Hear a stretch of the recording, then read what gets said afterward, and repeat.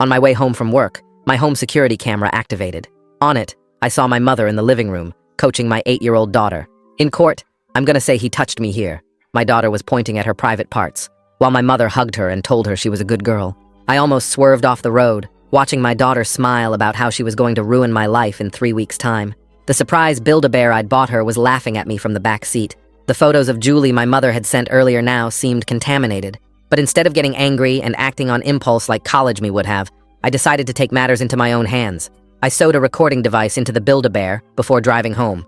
"Grandma's here," Julie squealed when I walked through the door 20 minutes later, running to me with the same innocent face that had just been rehearsing my destruction. "I know, sweetheart," I said, handing her the Build-A-Bear.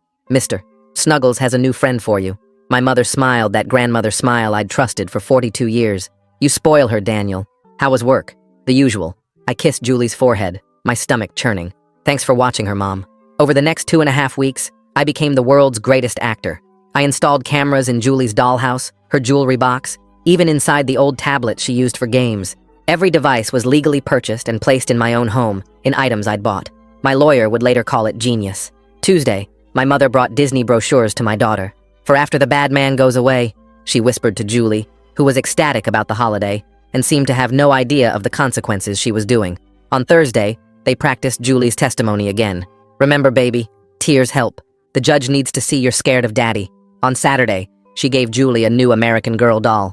"This is for being such a brave girl about our secret." Each night, I'd transfer the recordings to 3 separate cloud services and a physical drive in my office safe. Then I'd tuck my daughter in, bringing her milk and cookies before calling her a good girl. It wasn't her fault. She had Down syndrome and didn't understand the gravity situation. I couldn't be mad at her. When young children do bad things, you point the finger at the adults in their life. The court date arrived 3 weeks later. The room was packed for what everyone thought was day 3 of our custody battle. Jessica, my ex-wife, sat with her lawyer, looking confident. She'd been pushing for full custody with supervised visits only. My siblings sat behind my mother. "Your Honor," Jessica's lawyer announced, "we'd like to call Julie Grimes to the stand." My 8-year-old daughter walked in clutching her Build-A-Bear. She wouldn't look at me. The bailiff helped her onto the witness stand, adjusting the microphone to her height. "Julie, sweetheart," Jessica's lawyer said, "I know this is scary, but can you tell the judge what you told your mommy and grandma?" Julie's little voice shook. Daddy touches me in bad places." The courtroom gasped.